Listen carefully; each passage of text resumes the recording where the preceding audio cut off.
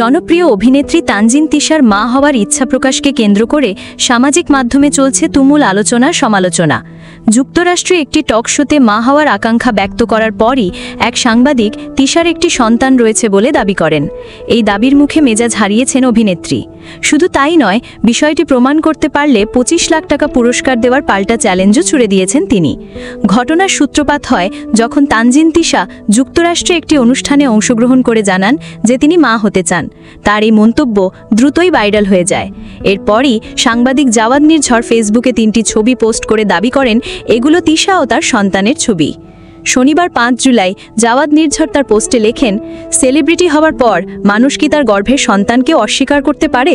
অভিনেত্রী তানজিন তিশা দাবি করেছেন তার আগের বিয়ের খবর এবং পুত্র সন্তানের খবরগুলো মিথ্যা। যে ছবিগুলো দেখছেন সেগুলো তিশার মিডিয়ায় আসার আগে। তার সাবেক স্বামী এখন দুবাইয়ে বসবাস করেন। সেই ঘরে তিশার একটি পুত্র সন্তান হয়েছিল। সেই পুত্র সন্তানটি এখন ঢাকায় তার দাদির সঙ্গে থাকে।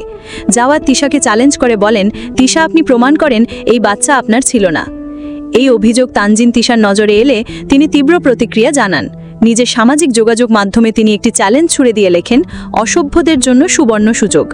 যে অসভ্যরা আমার আদরের ভাগ্নে ভাগ্নিকে নিয়ে তোলা ছবি আমার লুকিয়ে রাখা সন্তান হিসেবে ভুইফোর অনলাইন পোর্টালে নিউজ করে $20 উপার্জনের জন্য, সেই সব অসভ্যদের বলছি, এখন পর্যন্ত আমার লুকিয়ে রাখা যত বাচ্চা কাচ্চা আছে তাদের আমার কাছে পৌঁছে দিলে $20,000 বা প্রায় 25 লাখ টাকা ভিক্ষা দিব।